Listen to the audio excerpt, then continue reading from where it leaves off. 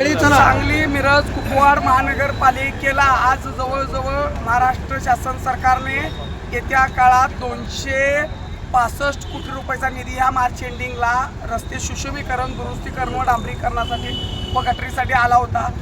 Comscore नुसार आता isakal.com आहे देशातील नंबर 1 ची मराठी न्यूज वेबसाईट। प्रत्येक अपडेटसाठी isakal.com ला नक्की भेट द्या। पण इथं संबंधित जे बांधकाम अधिकारी आहेत किंवा संबंधित अधिकारी आहेत त्यांनी मिळून हा निधी हडपण्यासाठी हा निधी परत जाईल, त्यामुळे नसलेले रस्ते सुद्धा या ठिकाणाला ठेके मंजूर करून एकाच ठेकेदाराला रस्ता उकरून त्यानं पुन्हा त्या पद्धतीनं डांबरीकरण केलं गेलं।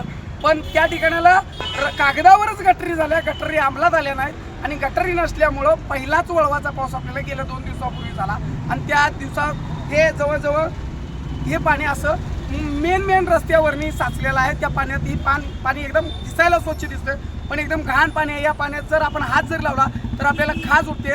आज आपल्या या सांगली सिव्हिलनं या सांगलीची ओळख आरोग्य पंढरी म्हणून केली आणि पश्चिम महाराष्ट्रात नव्हे महाराष्ट्रात आणि महाराष्ट्राच्या बाहेर पण या सिव्हिलची ओळख आहे। या सिव्हिलच्या जवळील कितीतरी वेळा गटरी कागदावर झाल्या या सिव्हिल चौकापासून गारपीट चौकापर्यंत, पण अंमलात आलं गेलं नाही। आता सुद्धा इथलं पाणी हे 9000 कोटी रुपये दंड झालेलं सिव्हिलचं पाणी आहे। हे पाणी आम्ही तिथनं भरून आणलेलं आहे। अधिकाऱ्यांच्या अंगावर टाकायसाठी आम्ही आज आलो होतो, पण सगळेच अधिकारी लपून बसले आहेत। बाबांनो, आम्हाला सांगायचं अजून 3 दिवस बाकी आहे। कोट्यावधी रुपयाचा निधी आपल्याकडे शिल्लक आहे।